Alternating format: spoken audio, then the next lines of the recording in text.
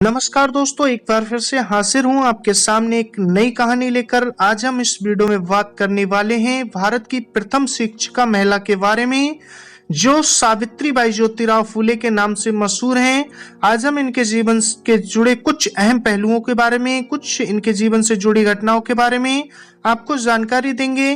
तो आइए वीडियो को स्टार्ट करते हैं। सबसे पहले आपको बताना चाहूंगा कि सावित्रीबाई ज्योतिराव फूले एक प्रमुख भारतीय सामाजिक सुधारक, शिक्षाविद और कवियत्री थी, जिन्होंने 19वीं शताब्दी के दौरान महिला शिक्षा और सशक्तिकरण में एक महत्वपूर्ण भूमिका निभाई थी।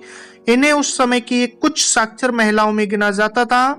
सावित्रीबाई को पुणे में अपने पति ज्योतिराव फूले के साथ भीलवाड़ा में स्कूल स्थापित करने के लिए श्रेय दिया जाता है। उन्होंने बाल विवाह के प्रति शिक्षित करने और उन्मूलन करने, सती प्रथा के खिलाफ प्रचार करने और विधवा पुनर्विवाह के लिए वकालत करने के लिए बहुत मेहनत की। महाराष्ट्र के सामाजिक सुधार आंदोलन का एक प्रमुख व्यक्तित्व और उन्हें B.R. अम्बेडकर, अन्ना भाऊ साठे की पसंद में साथ दलित मंगल जाति का प्रतीक माना जाता है। उन्होंने अस्पृश्यता, अनटचएबिलिटी के खिलाफ अभियान चलाया और जाति व लिंग आधारित भेदभाव को समाप्त करने में सक्रिय रूप से काम किया। तो आइए जानते हैं इनके जीवन से जुड़ी कुछ रोचक बातों के बारे में। हम बात करेंगे सावित्रीबाई ज्योतिराव फूले के प्रारंभिक जीवन के बारे में।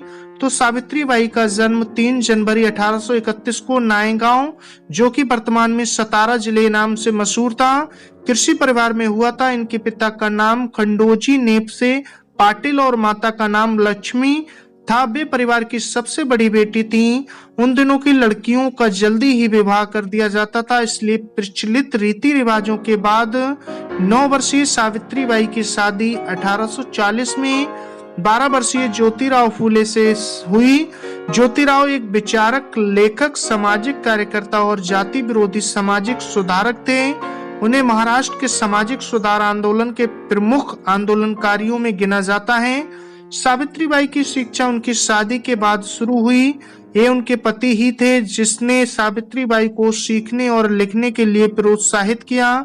उन्होंने एक सामान्य स्कूल से तीसरी और चौथी की परीक्षा पास की, जिसके बाद उन्होंने अहमदनगर में मिस फरार इंस्टीट्यूशन में प्रशिक्षण लिया। ज्योतिराव अपने सभी सामाजिक प्रयासों में सावित्रीबाई के पक्ष में दृढ़ता से खड़े रहते थे। वहीं बात करेंगे कि किस तरीके से सावित्रीबाई ज्योतिराव फूले ने महिला शिक्षा और सशक्तिकरण में अपनी भूमिका निभाई। तो बताना चाहूंगा कि पुणे, उस समय जो पुणे नाम से जाना जाता था, लड़कियों के लिए पहला स्वदेशी स्कूल 1848 में ज्योतिराव और सावित्रीबाई के द्वारा शुरू किया गया था, परंतु इनके इस कदम के लिए परिवार और समुदाय के लोगों दोनों का समाज द्वारा बहिष्कार कर दिया गया। लेकिन फूले दंपति को एक दोस्त उस्मान शेख और उनकी बहन फातिमा शेख ने आश्रय दिया था, जिन्होंने स्कूल शुरू करने के लिए अपने परिसर में फूले को स्थान भी दिया था। सावित्रीबाई स्कूल की पहली शिक्षिका थी। ज्योतिराव और सावित्रीबाई ने बाद में मंगल और महार जातियों के बच्चों के लिए स्कूल शुरू किया, जिन्हें अस्पृश्य व अछूत माना जाता था। वर्ष 1852 में 3 स्कूल फूले द्वारा चल रहे थे। उस वर्ष 16 नवंबर को ब्रिटिश सरकार ने फूले परिवार को शिक्षा के क्षेत्र में उनके योगदान के लिए सम्मानित किया, जबकि सावित्रीबाई को सर्वश्रेष्ठ शिक्षक का नाम दिया। उस सब वर्ष उन्होंने महिलाओं के बीच अपने अधिकार, गरिमा और अन्य सामाजिक मुद्दों के बारे में जागरूकता पैदा करने के उद्देश्य से महिला सेवा मंडल भी शुरू किया। वह विधवाओं के बाल मुंडवाने के मौजूदा परंपरा का विरोध करने के लिए मुंबई और पुणे में नाई की हड़ताल आयोजित करने में सफल रही थी।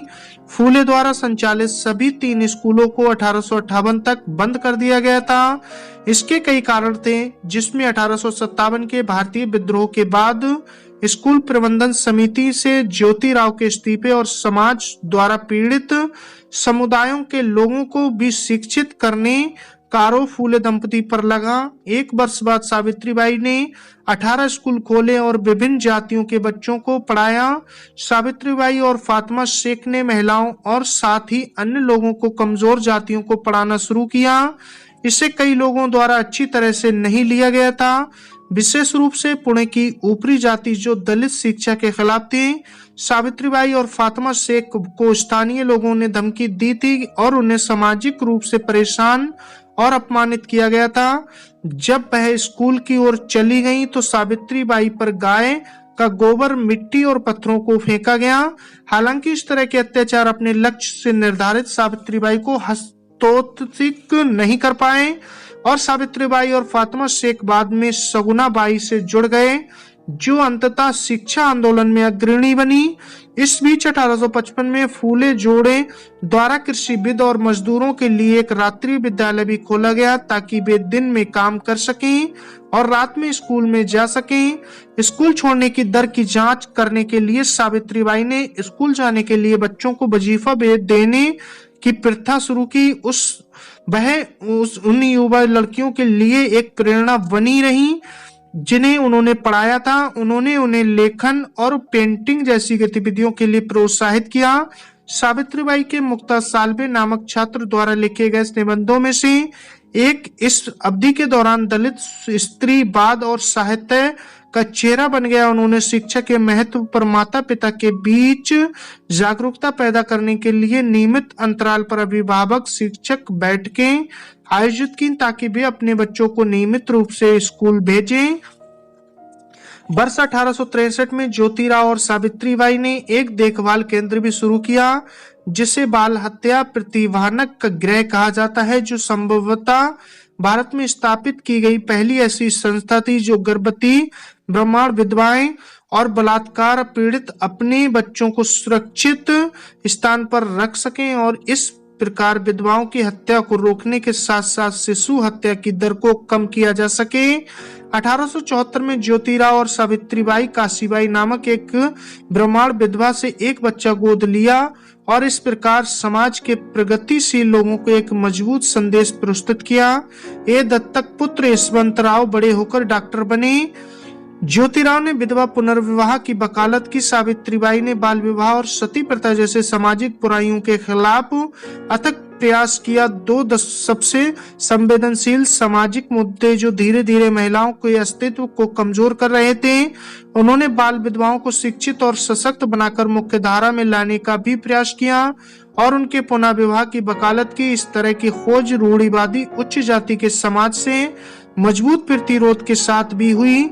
सावित्रीबाई ने छुआछूत और जाति प्रथा के उन्मूलन में अपने पति के साथ मिलकर काम किया, जो निचली जातियों के लोगों के लिए समान अधिकारों को प्राप्त करने और हिंदू पारिवारिक जीवन में सुधार के लिए काम किया। दंपति ने एक युवक के दौरान अछूतों के लिए अपने घर में एक कुआं खोला। जब एक अछूत की छाया को अशुद्ध माना जाता था और लोग प्यासे अछूतों को पानी की पेशकश करने के लिए अनिच्छुक थे। सावित्रीबाई ज्योतिराव फूले की मृत्यु। तो बताना चाहूंगा, सावित्रीबाई के दत्तक पुत्र यशवंतराव ने एक डॉक्टर के रूप में लोगों की सेवा करना शुरू किया। जब 1897 में बुलेशोनिक प्लेग महामारी ने नालसपोरा और महाराष्ट्र के आसपास के इलाकों को बुरी तरह प्रभावित किया तो साहसी सावित्रीबाई और यशवंतराव ने बीमारी से संक्रमित रोगियों का इलाज करने के लिए पुणे के बाहरी इलाकों में एक क्लिनिक खोला। वह इस महामारी से पीड़ितों को क्लिनिक में ले आती जहां उनका बेटा उन रोगियों का इलाज करता था। रोगियों की सेवा करते हुए वह खुद भी इस बीमारी की चपेट में आ गई, जिसकी वजह से 10 मार्च 1897 को सावित्रीबाई का निधन हो गया। समाज की सदियों पुरानी बुराइयों पर अंकुश लगाने और उसके द्वारा छोड़ी गई अच्छी सुधारों की समृद्ध विरासत में सावित्रीबाई का अथक प्रयास पीढ़ियों को प्रेरित करता है। 1983 में पुणे सिटी कॉरपोरेशन द्वारा उनके सम्मान में एक स्मारक बनाया गया। इंडिया पोस्ट ने 10 मार्च 1998 को उनके सम्मान में एक डाक टिकट जारी किया था। 2015 में पुणे विश्वविद्यालय का नाम बदलकर उनके नाम पर सावित्रीबाई फूले पुणे विश्वविद्यालय कर दिया गया। इसी के साथ बताना चाहूंगा, सर्च इंजन गूगल ने 3 जनवरी 2017 को गूगल डूडल के साथ उनकी 186वीं जयंती मनाई थी। सावित्रीबाई फूले पुरस्कार महाराष्ट्र में महिला समाज सुधारकों को प्रदान किया जाता है। तो दोस्तों, ये थी इनके जीवन से जुड़ी कुछ बातें जो मैंने इनके बारे में आपको बताई, आपको बताना चाहूंगा। अगर इसमें आपको कोई चेंजिंग नजर आती है तो हमें कमेंट्स बॉक्स में जरूर अपनी राय लिखकर बताएं। और दोस्तों, कैसी लगी आपको ये जानकारी, ये भी जरूर बता दें। मिलते हैं फिर नेक्स्ट वीडियो में नेक्स्ट जानकारी के साथ। आपने अपना कीमती वक्त दिया, तब तक के लिए धन्यवाद।